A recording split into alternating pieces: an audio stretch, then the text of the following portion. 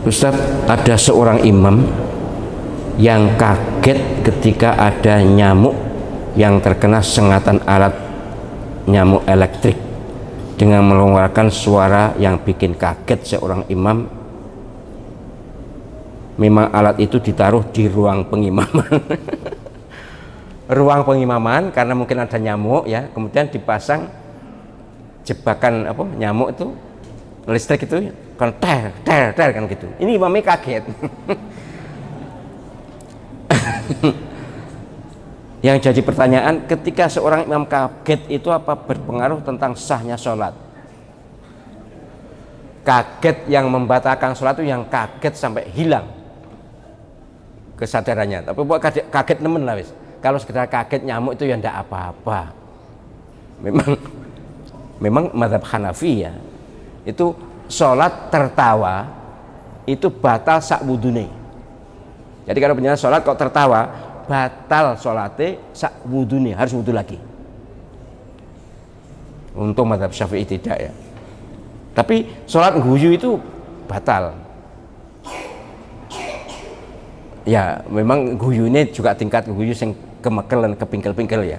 Lah kaget juga gitu, kaget jika sampai lap gitu misalnya, ya batal. Tapi kalau saya yakin kalau sekedar apa ini jebakan nyamuk atau apa sih jenisnya mas, obat nyamuk bukan obat ya, kerangkeng nyamuk ya, ya yes, pokoknya jebakan nyamuk itu enggak lah. Kalau beledek atau lindu apa kemarin di Mataram itu ada gempa bumi, kemudian imamnya kaget tapi terus, tapi mungkin ya sudah tidak konsen ya, tapi tidak semudah itu batalnya sholat itu.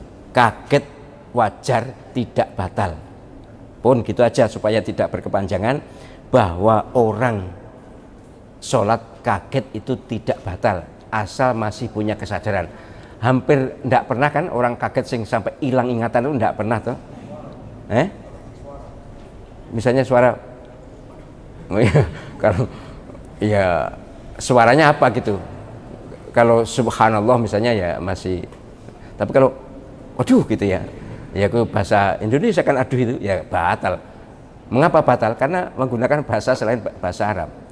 Tapi bahasa Arab pun kalau redaksinya ngomongan misalnya assalamualaikum, waalaikumsalam, batal itu sholatnya. Kan itu bahasa Arab sebenarnya, tapi batal karena dialog. Misalnya ditanya, hal Syafi'i apakah kau kenyang? La, misalnya tidak, ya batal, walaupun la itu batal. Karena itu bahasa di luar sholat. Jadi misalnya aduh atau inna lillahi wa inna ilaihi raji'un misalnya gitu. Iya.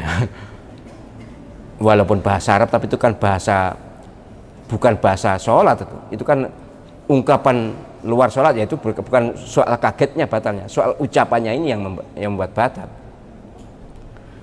Misalnya wahing, apa wahing itu? Bersin ya, bersin. Terus kemudian alhamdulillah itu diperselisihkan. Ulama yang ketat menyatakan itu batal karena itu di luar bacaan sholat. Tapi ada yang mengatakan itu tidak batal karena tidak mukalamah. Kecuali gini, alhamdulillah yang sebelahnya yarhamukallah. itu sih cuma alhamdulillahnya masih bisa dimengerti karena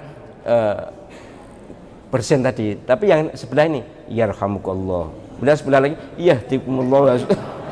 Wes mutu kalau ndang itu bukan sholat, itu berarti omong-omong itu sihotnya sihot mukalamah, itu percakapan itu.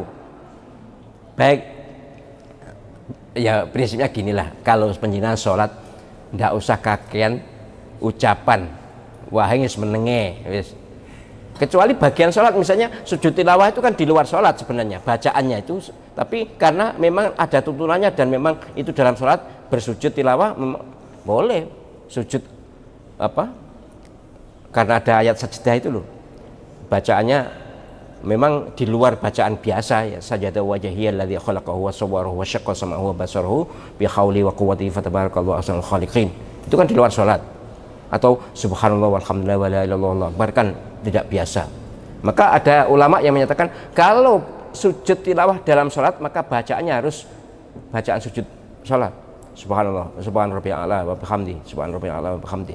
Itu pendapat, tapi yang jelas masih dalam ibadah yang ada tuntunannya dari Nabi sallallahu alaihi wasallam.